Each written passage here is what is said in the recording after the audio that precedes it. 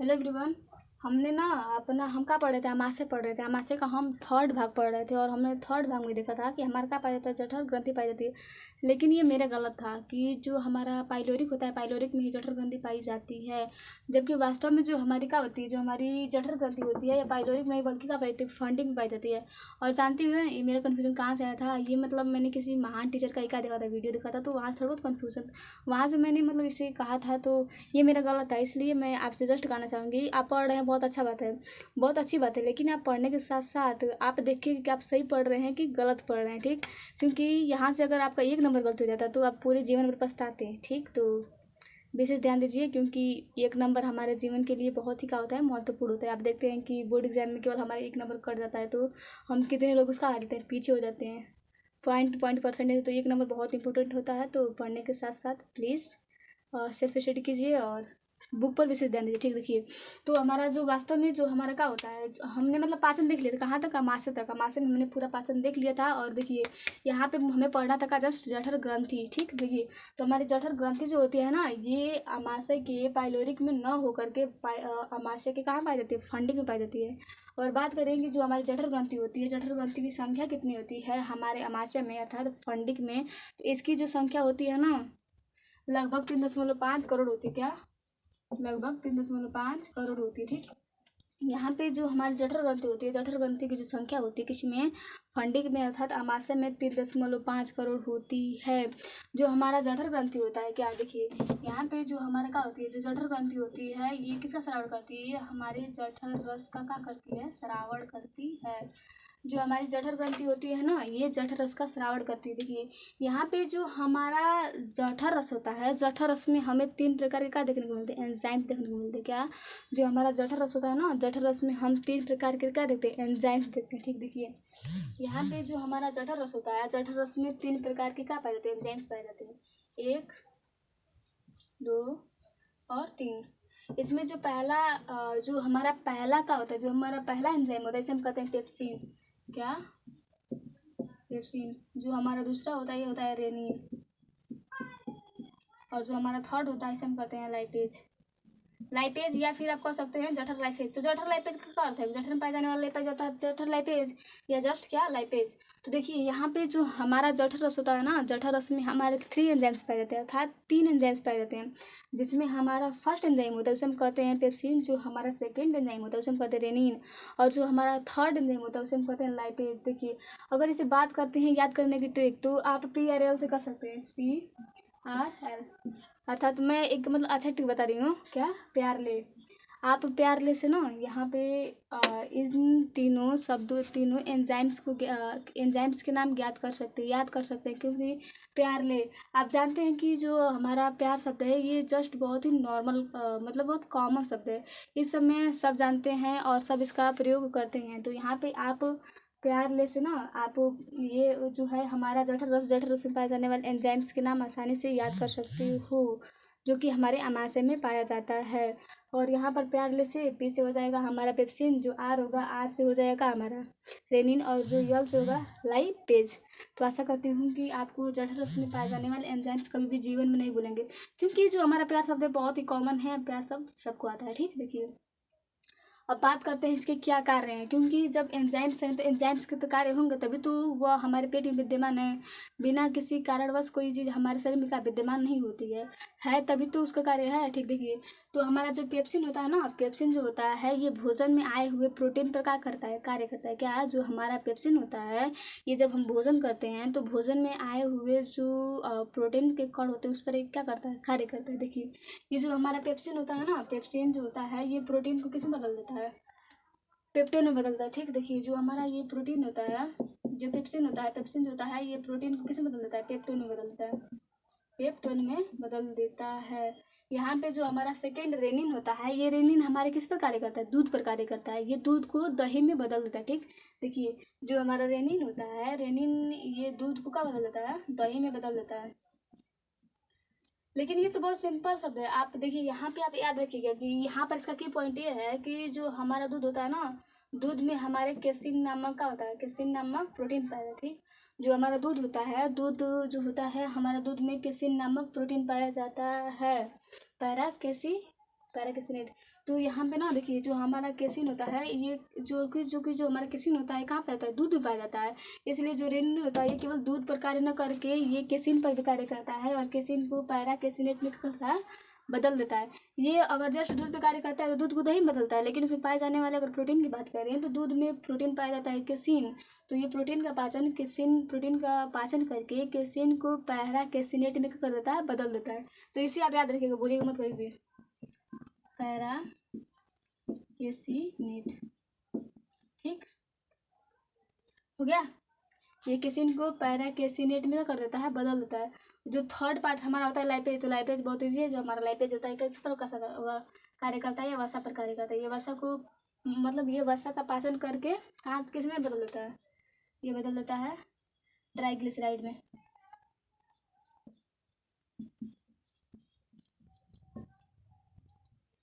आप यहाँ पे मतलब ना देखिए, यहाँ पे जो हमारा ना प्रोटीन हुआ, फिर का दूध हुआ, वसा हुआ, इनका पाचन हो गया है। अब आप इसमें जस्ट देख रहे हैं एक का नहीं पाचन हुआ, का है हमारा कार्बोहाइड्रेट का। अभी कार्बोहाइड्रेट का पाचन नहीं हुआ, इनका पाचन हुआ है, लेकिन आप यहाँ पे देख रहे हैं का पेप्टोड, ये हमारे पूरे प्रोटीन का पाचन नहीं हुआ है। क्योंकि आप जानते हो कि जो हमारा प्रोटीन होता है, प्रोटीन का पाचन होने से हमें क्या मिलता है, एमिनो अम्ल मिलता है। क्यों एमिनो अम्ल मिलता है, क्योंकि जो एमिनो अम्ल ही होता है जिससे हमारे प्रोटीन का क्या होता है, निर्माण होता है। तो ये तो अभी बस जस्ट इसका पार्ट टूटा है, या प्रोटीन पर कार्य करता है, लेकिन प्रोटीन को पूरी तरह से पचाता नहीं है। कौन, पेप्सिन।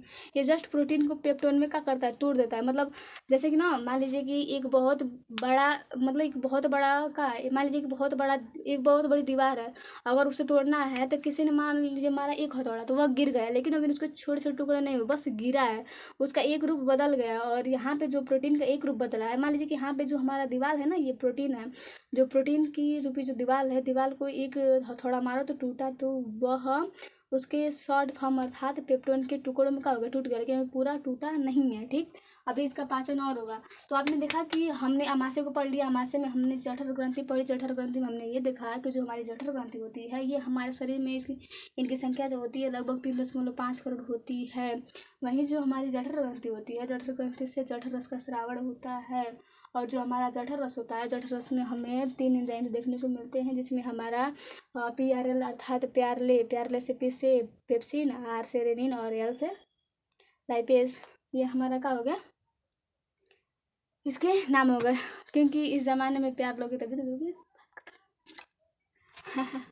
अब देखिए हमारा क्या हो गया, अमाशय का पाचन हो गया, अमाशय में पाचन हो गया। भोजन कहाँ आ गया, हमारा छोटी आंत में आ गया। भोजन कहाँ आ गया, हमारा छोटी आंत में हो गया। देखिए इसे मैं मिटा दे रही हूँ, आप चाहिए तो देख लीजिएगा बढ़िया से। ठीक, स्क्रीनशॉट ले लीजिएगा, आपकी मर्जी है।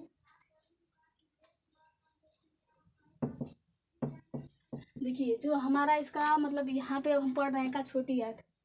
अब हम पढ़ेंगे जस्ट अबाउट द छोटी, क्या कहते हैं इस इंग्लिश में, क्या कहते हैं मेरे को नहीं पता है, इंग्लिश पे विशेष ध्यान नहीं देती हूँ तो सॉरी। देखिए अब हमारा क्या आ गया, छोटी आंत। याद होगा, लेकिन मतलब ना जानते हैं पढ़ाते समय ना माइंड यह लगता है ना कि मतलब कुछ काम नहीं करता है। इधर ना पढ़ाते रहो ना तो माइंड उस पर कॉन्सेंट्रेट हो जाता है कि आपको यही पढ़ाना है। मतलब ना कहे से कि पहले सोच के आओ कैसे पढ़ाना है, तो ये माइंड कॉन्सेंट्रेट हो जाता है। फिर ना पढ़ाते समय ना माइंड पूरी तरह चंचल नहीं रहता है। जैसे कि हम नॉर्मल रहते हैं तो हम कुछ भी सोच सकते हैं, तो अभी मतलब पढ़ाते समय यही होता है कि कॉन्सेंट्रेट हो जाता है। आदमी को जो पढ़ाना होता है वही पढ़ाता है, इधर माइंड चंचल नहीं रहता है। वैसे इस कमरे में बंद होकर पढ़ाओ तो गर्मी में लगता है, तो और माइंड कम नहीं करता है। ठीक, तो देखिए यहाँ पे हम पढ़ रहे हैं का छोटी आंत। देखिए जो शरीर का सबसे महत्वपूर्ण अंग जो होता है ना, ये हमारी होती है का छोटी आंत। क्या होती है, हमारी छोटी आंत। देखिए ये हमारी जो छोटी आंत होती है ना, ये लगभग ये जो छोटी आंत होती है, छोटी आंत में ही हमारा जो क्या होता है, भोजन का पूर्ण पाचन और क्या होता है, अवशोषण होता है। पूर्ण पाचन और अवशोषण जो होता है भोजन का, हमारे छोटी आंत में ही होता है। हाँ, क्या होता है, अगर बात करें भोजन का पूर्ण पाचन और अवशोषण, यहाँ से आप जान लीजिए ना। देखिए अब आप यहाँ पे देख रहे हैं कि यहाँ पे जो इसका लास्ट पार्ट का है, ये छोटी आंत ही है, क्योंकि बड़ी आंत में कोई विशेष संरचना नहीं। इसमें तो एक खेती की नलिका है, तो यहाँ से भोजन आया तो यहाँ पर कुछ ही ना पाचन होगा। मान लीजिए कि यहाँ पे पाचन हो गया, ठीक, यहाँ पे पाचन हो गया और यहाँ से शरीर से क्या निकल गया, बाहर निकल गया। देखिए यहाँ से जो हमारा भोजन था ये शरीर से बाहर निकल गया, तो पाचन होगा कहाँ। यहाँ यहाँ तक हमने देख लिया कि यहाँ पर भोजन का बस आंशिक रूप ही क्या हुआ था, पाचन हुआ था। मुख से पहले तो मतलब मुख में कुछ हो गया था, जब मुख में ग्रासनली में हुआ ही नहीं, आमाशय में हुआ लेकिन बहुत थोड़ा बहुत, उसका बस बोलस लुगदी बना, तब बचा कहाँ, छोटी आंत ही बचा, क्योंकि हमारी बड़ी आंत में पाचन होता ही नहीं है। तो यहाँ पे आप याद रखिएगा कि जो भोजन का पूर्ण पाचन और अवशोषण होता है वो छोटी आंत में ही होता है, क्योंकि छोटी आंत के बाद कोई हमारा अंग ही नहीं है। बड़ी आंत है तो बड़ी आंत में भोजन का पाचन नहीं होता है, क्योंकि ये एक छोटी सी बस एक मतलब ना, जैसे कि मान लीजिए कि ना हमारा वृत्त होता है। देखिए हमारा जो वृत्त होता है, वृत्त में ये भाग तो विशेष रूप होता है, लेकिन ये परिधि होती है, परिधि का कोई मतलब नहीं होता, परिधि की बस क्या होती है, लंबाई होती है। ये इसको चारों तरफ से घेरे रहती है या उसको सुरक्षा प्रदान करती है। वैसे यहाँ पर आप देख रहे हैं कि जो बड़ी आंत है, बड़ी आंत भी वृत्त के मतलब वृत्त की तरह ही है। यहाँ पे जो छोटी आंत है, छोटी आंत का है, चारों ओर से घेरी हुई है। और ये जो का है, ये सबसे बड़ा पार्ट होता है। इसमें मतलब बहुत सारी नलिकाएं हैं, जिसे हम क्या कहते हैं, नली कहते हैं, नली कहते हैं। बहुत सारी नलिकाएं हैं, नलिकाओं को ये चारों तरफ से घेरे हुआ है का बड़ी आंत। तो जो पाचन होगा वह पूरी तरह से, क्योंकि अब उसको शरीर से बाहर निकलना है, तो जो होगा वह अंतिम में नहीं होगा। जैसे कि अगर हमें एग्जाम देना है, मान लीजिए कल एग्जाम है, तो हम आज रात ही तक तो ना जितना पढ़ सके पढ़ लिए, उसके बाद तो कल देना ही है, ठीक। तो आज हम रात में जितना करेंगे उतना ही हमारा काम निकलेगा, बाहर निकलेगा। वैसे यहाँ पे जो है ना, यहाँ पे जो पूर्ण पाचन होगा अब यहीं पे होगा। इसके बाद तो शरीर से भोजन को क्या करना है, बाहर निकालना है। वह भी किसके रूप में, एक अपशिष्ट पदार्थ के रूप में शरीर से भोजन को बाहर निकालना है, ठीक है। देखिए तो यहाँ पे फर्स्ट इसका पॉइंट ये बनता है कि जो भोजन का पूर्ण पाचन और अवशोषण कहाँ होता है, तो छोटी आंत में पूर्ण पाचन और अवशोषण।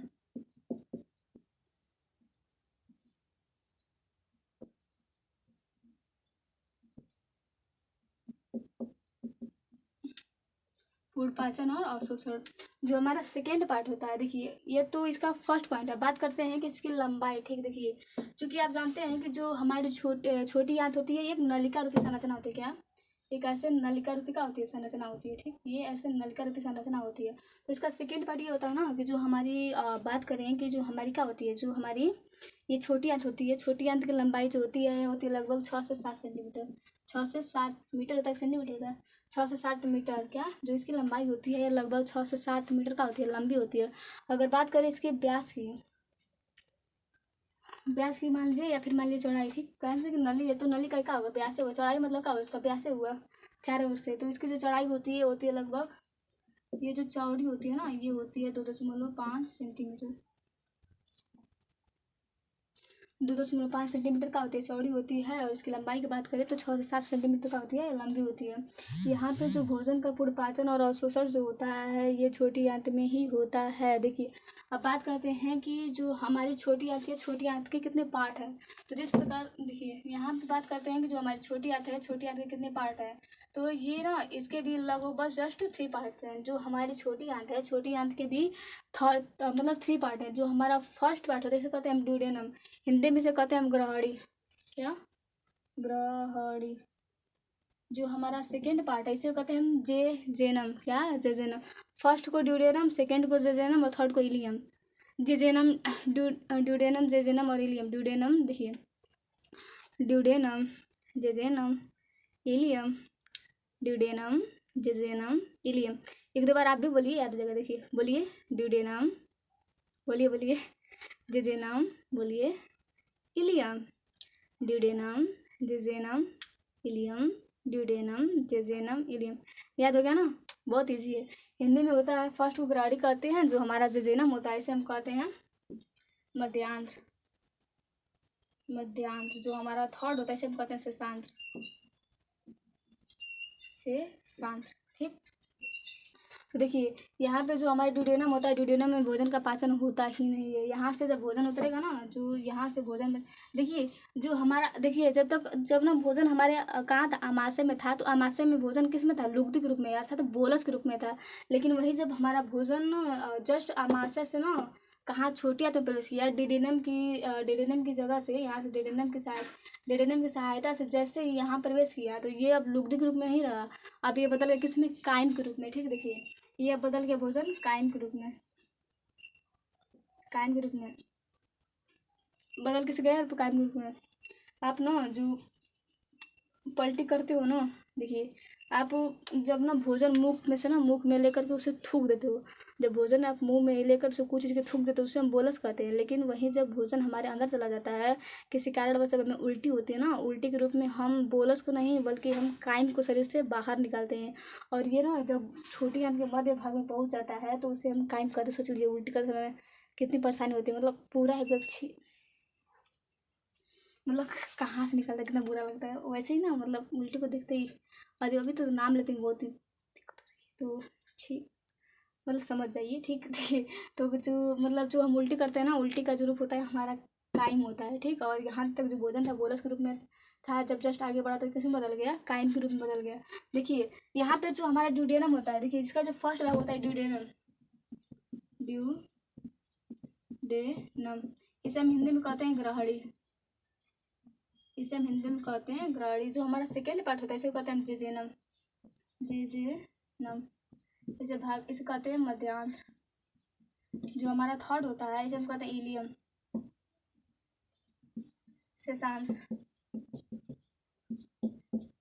यहाँ पे जो देखिए यहाँ विशेष रूप से ध्यान देने की बात ये होती है कि जो हमारी ग्रहणी होती है, ग्रहणी में हमारे भोजन का पाचन होता ही नहीं है, बस यह नली होती है जो कि भोजन को यहाँ तक का करती है, पहुँचाती है जेजेनम तक।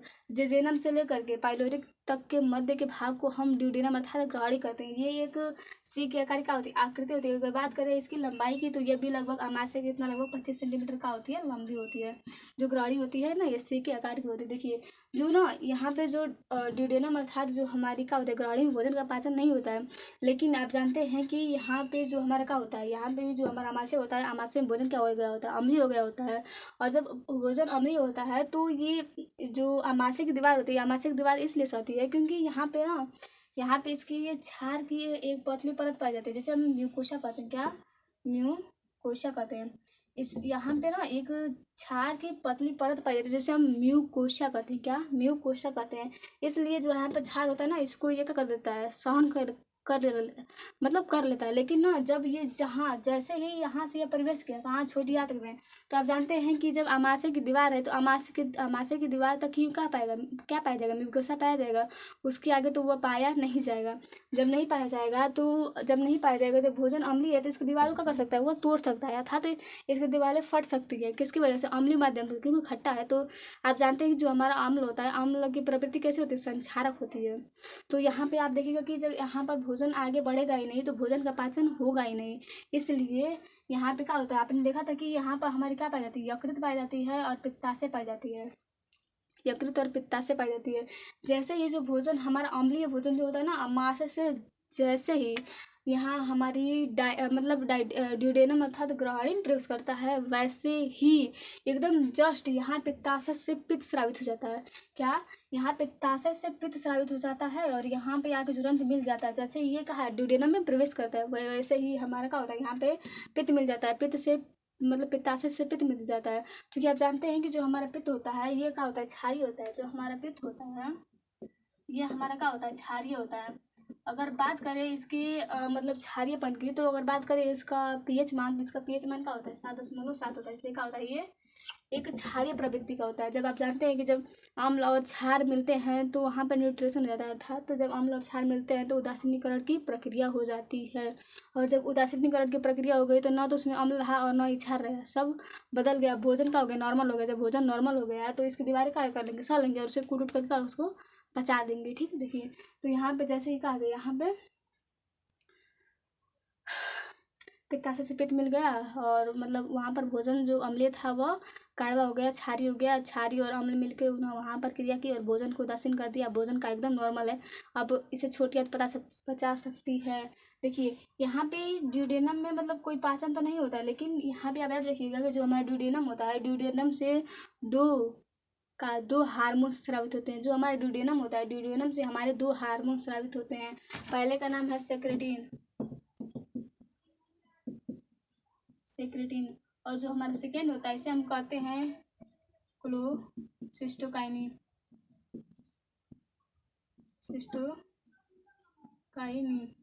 ठीक। देखिए जो हमारा क्लोसिस्टोकाइनिन, जो हमारा फर्स्ट होता है ना, फर्स्ट को हम सेक्रेटिन कहते हैं और जो हमारा सेकेंड होता है, सेकेंड को हम क्लोसिस्टोकाइनिन पढ़ते हैं।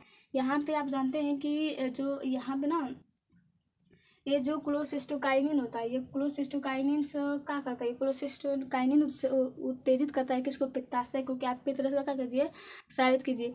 जैसे कि मान लीजिए ना कि हम कहीं जा रहे हैं ना, आप सोचिए कि आपको मतलब प्यास लगी है, ठीक। अब आप एकदम, आपका गला सूख रहा है, एकदम आप गला को सूख रहा है, तो आप जिस आवाज़ के द्वारा किसी को पुकारेंगे कि आप मतलब वो ना एकदम वो तैयार है आपको पानी देने के लिए। मान लीजिए ना कोई व्यक्ति है एकदम तैयार है आपको पानी देने के लिए, आप एकदम प्यासी हो, आप ना एकदम मतलब प्यासी हो, अब बस सोच रहे हो कब पानी आ जाए, कब पानी आ जाए। जैसे ही मतलब जैसे ही आप सूखने लगी, आपने जिस आवाज़ के द्वारा उसको पानी से बुलाया कि आप जल्दी आओ, आप जल्दी आओ, मुझे प्यास लगी है, जिस आवाज़ के द्वारा बुलाया वही हमारा क्या है, सेक्रेटिन है। यहाँ पे जो मतलब जो हमारा ड्यूडेनम होता है वो पित्ताशय से एकदम उत्तेजित रहता है। जैसे ही जो भोजन आमाशय से ना, जैसे ही जो हमारा भोजन आमाशय से ड्यूडेनम में प्रवेश करता है, वैसे ही इसका हमारा सेक्रेटिन जो होता है हार्मोन एकदम सक्रिय हो जाता है। वो बोलता है अरे भेज दे, हिंदी में बोलते अरे भेज दे, हम जरूरत नहीं। तो जो तुरंत ना यहाँ से आमाशय से मतलब क्या होता है, पित्ताशय से पितरस का क्या होता है, श्रावण हो जाता है। तो जो मतलब यहाँ पे जो सेक्रेटिन होता है ना, ये पित्ताशय को क्या करता है, अरे उल्टा बोल दूँगी। देखिए यहाँ पर क्लोसिस्टोकाइनिन जो होता है ना, ये पित्ताशय को उत्तेजित करता है किसको, पित्तरस को क्या करने के लिए, स्रावित करने के लिए, क्लोसिस्टोकाइनिन। और यहाँ आप जानते हैं कि यहाँ पे हमारा क्या पाया जाता है, अग्नाशय पाया जाता है, अग्न्याशय पाया जाता है। तो जो सेक्रेटिन होता है ना, जो सेक्रेटिन होता है ये अग्नाशय को उत्तेजित करता है कि आप सभी एंजाइमों को क्या कीजिए, स्रावित कीजिए। देखिए तो जो हमारा सेक्रेटिन होता है, सेक्रेटिन हमारे क्या करता है, अग्नाशय को उत्तेजित करता है, अग्न्याशय को उत्तेजित करता है। और जो हमारा क्लोसिस्टोकाइनिन होता है ये हमारे पित्ताशय का करता है, उत्तेजित करता है किसके लिए, तो वही एंजाइम को क्या करने के लिए, स्रावित करने के लिए। सही आज आज लग रहा है हो जाएगा, ठीक। देखिए इसी आप देख रहे हैं कि मतलब थर्ड पार्ट, 3 गो पार्ट है बस, ठीक। अब यहाँ पे आप देखिए ना कि हमारा जो अग्न्याशय है, अग्न्याशय में कितने एंजाइम्स पाए जाते हैं, ठीक। देखिए यहाँ पे हमारा क्या है, दूसरा है अग्न्याशय, इसे मिटा दूँ, इसे भी देख लेंगे, पहले आप देख लीजिए अग्न्याशय, ठीक। देखिए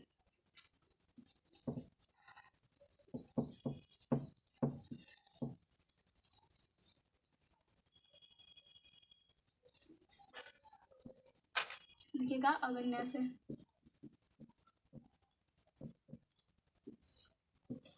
अग्न्याशय में ना आप कह सकते हैं कि जो हमारा अग्न्याशय, अग्न्याशय में पूर्ण पाचक का पाए जाते हैं, एंजाइम पाए जाते हैं, जो कि पूरे जो पूरा इसमें यहाँ पे जो अर्ध पाचन, थोड़ा बहुत पाचन हुआ था किसमें, आमाशय में। आप जान रहे हैं कि जो हमारा आमाशय है, आमाशय में क्या किस चीज़ का पाचन हुआ था, आपने देखा कि उसमें प्रोटीन का पाचन हुआ, वसा का पाचन हुआ, कैसिन अर्थात दूध का पाचन हुआ, हो गया था। लेकिन मतलब पूरा कंप्लीट नहीं हुआ था, उसमें बस थोड़ा हुआ था। आपने देखा था उसमें प्रोटीन का जस्ट जो पार्ट था वो पेप्टाइड में बदला था, और लाइपेज का जो वसा था, वसा का ट्राइग्लिसराइड में बदलता है। लेकिन यहाँ पे जो एंजाइम आएगा ना, ये पूरी तरह से प्रोटीन का भी पाचन करेगा, वसा का भी पाचन करेगा, और माइलेज का भी पाचन करेगा। तो आप कह सकते हैं कि जो हमारा अग्न्याशय होता है, अग्न्याशय जो होता है ये हमारे पूर्ण पाचक रस का करता है, श्रावण करता है। देखिए तो हमारा जो अग्न्याशय होता है ना, अग्न्याशय से हमें 3 गो रस की क्या होती है, प्राप्ति होती है, 3। जो हमारा अग्न्याशय होता है, अग्न्याशय से हमें 3 एंजाइम्स प्राप्त होते हैं, जो इसमें हमारा पहला होता है एमाइलेज, क्या, एमाइलेज। जो हमारा सेकेंड होता है इसे हम कहते हैं लाइपेज। जो हमारा थर्ड होता है, थर्ड को हम कहते हैं ट्रिप्सिन। देखिए यहाँ पर भी जो यह मतलब ना जो हमारा क्या होता है, अग्न्याशय, अग्न्याशय से भी 3 का होते हैं एंजाइम्स का श्रावण होता है, जिसमें हमारा पहला एंजाइम जो होता है एमाइलेज होता है। जो हमारा सेकेंड एंजाइम होता है उसे हम लाइपेज कहते हैं। जो हमारा थर्ड होता है इसे हम ट्रिप्सिन कहते हैं। आप इसे याद कर सकते हैं ना, एटल, क्या, एटीएल से, लेट ATL, ATL, AT ATL, ATL. आप ना एटीएल से ना इसे याद कर सकते हैं, एमाइलेज लाइपेज ट्रिप्सिन। एमाइलेज देखिए ऐसे ऊपर से कर देंगे तो बीच रहेगा। देखिए एमाइलेज ट्रिप्सिन लाइपेज, माइलेज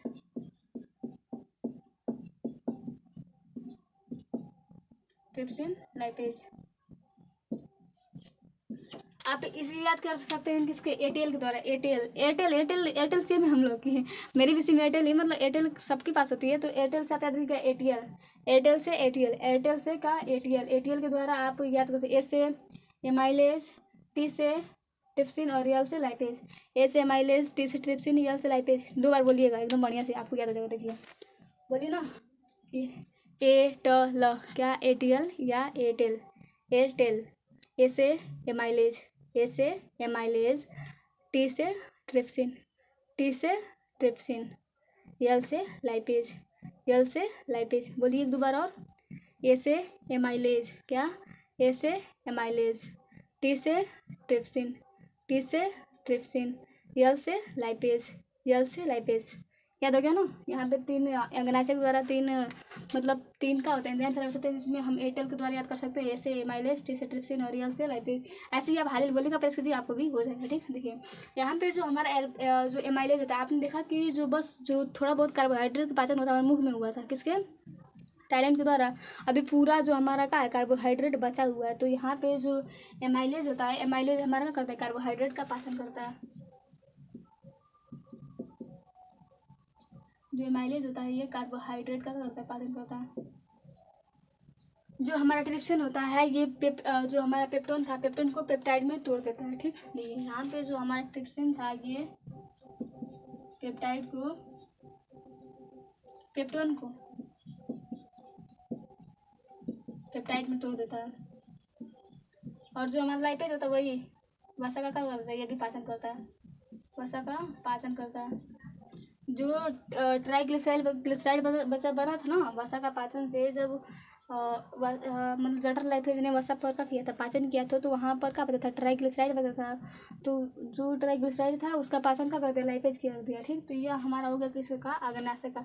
अग्न्याशय से आपने देखा कि इसमें 3 एंजाइम निकलते हैं, जिसमें हम एयरटेल के द्वारा याद करते हैं। इस एमाइलेज हमारे कार्बोहाइड्रेट का पाचन करता है, जो ट्रिप्सिन होता है पेप्टाइड का पाचन करता है, जो लाइपेज होता है ये वसा का पाचन करता है। यहाँ पे ट्रिप्सिन और काइमोट्रिप्सिन दोनों होते हैं। ठीक, देखिए यहाँ एमाइलेज को ना एक और नाम जानते हैं, स्टे एमाइलेज शायद कहते हैं, और इसे कहते हैं छोड़ दीजिए, आप इतना याद रखिएगा। ठीक हो गया ना।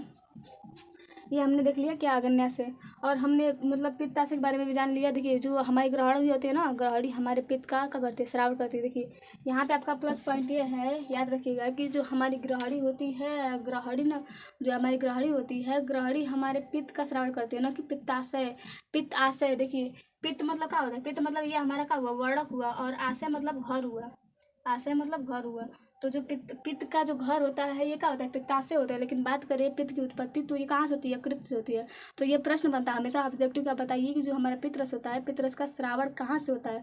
तो आप कभी भी पित्ताशय मत लगाइएगा, आप याद रखिएगा कि जो हमारा पित्तरस होता है, पित्तरस का जो हमारा श्रावण होता है कहाँ से होता है, यकृत से होता है, ना कि पित्ताशय। पित्ताशय वस्तु का क्या होता है, स्टोरेज होता है, स्टोरेज, उसको स्टोर करने का कार्य करता है। ये मतलब इतना कड़वा होता है ना कि पूरे चाहे जब ये मतलब ये बहुत कड़वा होता है।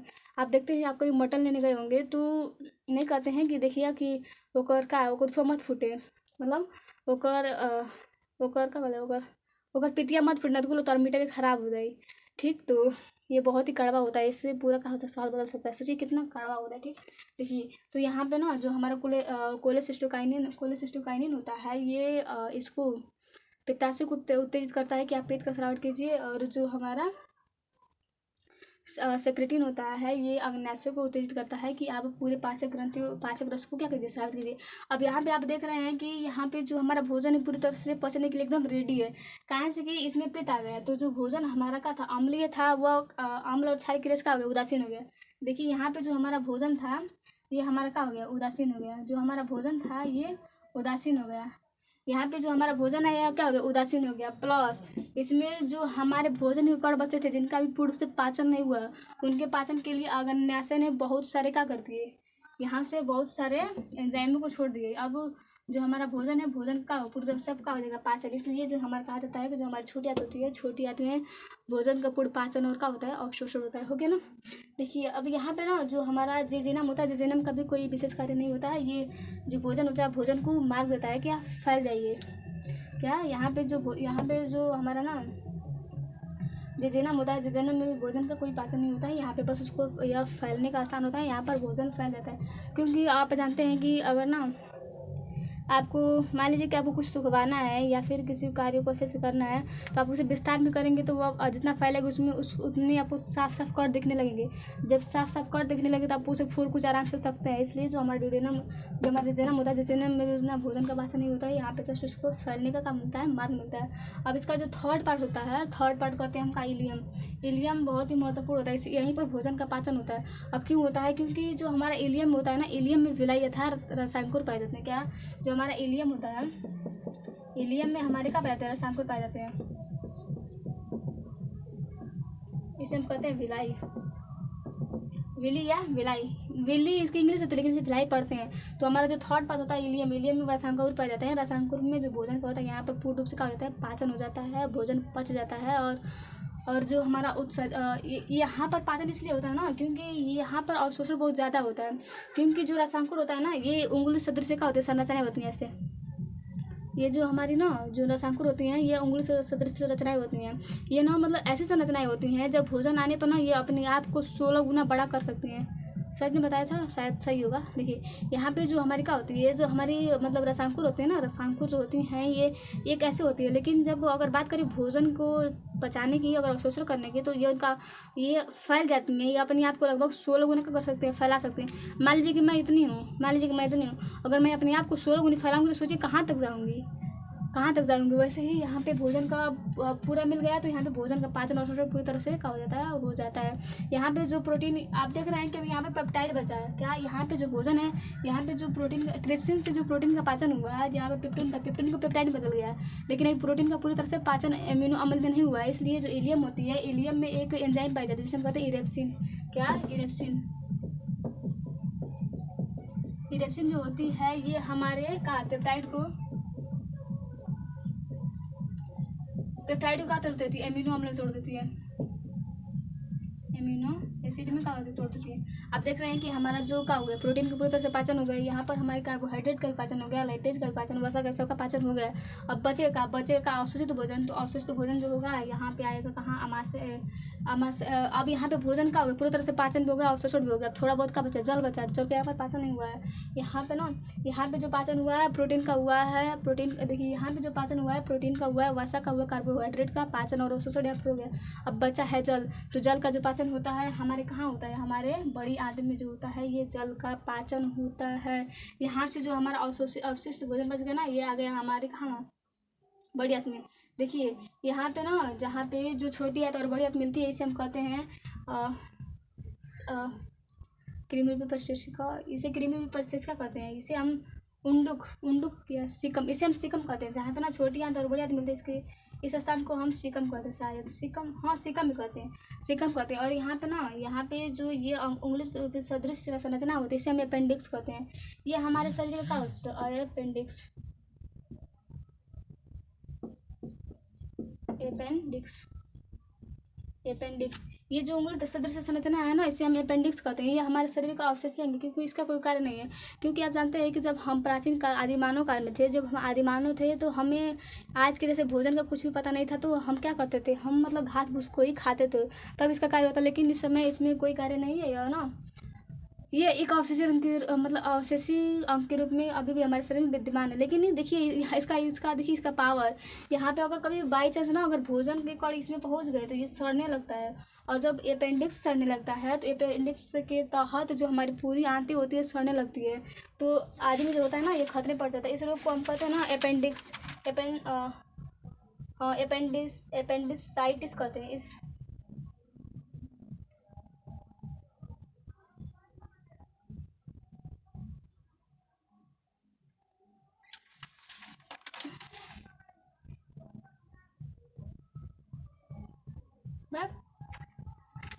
अपेंडिसाइटिस कहते हैं, अपेंडिसाइटिस वो कुछ और दिख रहा है। ठीक देखिए, तो यह ना जो ये रोग होता है जब अपेंडिक्स खराब होने लगता है तो उसे हम कहते हैं अपेंडिसाइटिस। इसे क्रीमी परिशिष्टिका कहते हैं, क्रीमी परिशिष्टिका। और अपेंडिक्स के कारण जो रोग होता है उसे कहते हैं appendicitis, appendicitis, appendicitis, appendicitis, appendicitis याद रखिएगा, अपेंडिसाइटिस। अब हमारा भोजन का पूरा पाचन हो गया। यहाँ पे देखिए, यहाँ पे जो हमारी बॉडी होती है, बॉडी के 3 भाग होते हैं, क्योंकि ये ऊपर की है तो ऊपर की ओर ट्रांस, ऐसे हम कहते हैं ना असेंडिंग, इसे हम कहते हैं असेंडिंग, असेंडिंग, ट्रांसवर्स असेंडिंग और डिसअसेंडिंग। असेंडिंग मतलब ऊपर, ट्रांसवर्स असेंडिंग मतलब पैरेलल, और डिसअसेंडिंग मतलब नीचे। तो यहाँ पे ना मैं जल्दी जल्दी बता रही हूँ क्योंकि मेरी वीडियो बहुत लंबी हो गई, तो अभी स्टोरी फुल है। देखिए, जो हमारी बॉडी हाथ होती है ना, बॉडी हाथ के जस्ट 3 पार्ट होते हैं। इसमें जो हमारा फर्स्ट पार्ट होता है इसे हम कहते हैं असेंडिंग। क्या देखिए, असेंडिंग। जो हमारा सेकेंड पार्ट होता है, देखिए यहाँ पे जो सेकेंड पार्ट है इसे हम कहते हैं ट्रांसवर्स, ट्रांसवर, इंग्लिश देख लीजिएगा, ठीक है। देखिए, और इसे कोलोन कहते हैं, कोलोन, कोलोन। और जो हमारा थर्ड पार्ट होता है इसे हम कहते हैं डिसेंडिंग कोलोन। आप जानते हो कि जो हमारा क्या होता है, जो हमारा बड़ी हाथ होती है, बड़ी हाथ को इंग्लिश में कहते हैं हम मतलब कोलोन कहते हैं। तो यह का डिसेंडिंग, ये देखिए असेंडिंग मतलब ऊपर, ट्रांसफर मतलब पैरेलल, और डिसेंडिंग मतलब नीचे। यहाँ पे जो भाग बच जाता है, जहाँ पर आकर भोजन एकत्रित होता है, आपसे कहते हैं हम रेक्टम, अर्थात मलाशय, रेक्टम या मलाशय। जब भोजन मलाशय में ना जब एकत्रित हो जाता है तो गुदाद्वार के द्वारा शरीर से निकल जाता है, बाहर निकल जाता है। तो आपने आज हमने हमारा जो पूरा पाचन तंत्र था, पूरा पाचन तंत्र को कंप्लीट कर लिया। और प्लीज़ देखिएगा, मतलब देखिएगा, देखना मत भूलिएगा प्लीज़, वीडियो आराम से देखिएगा। बाय, फिर मिलते हैं अगले वीडियो में।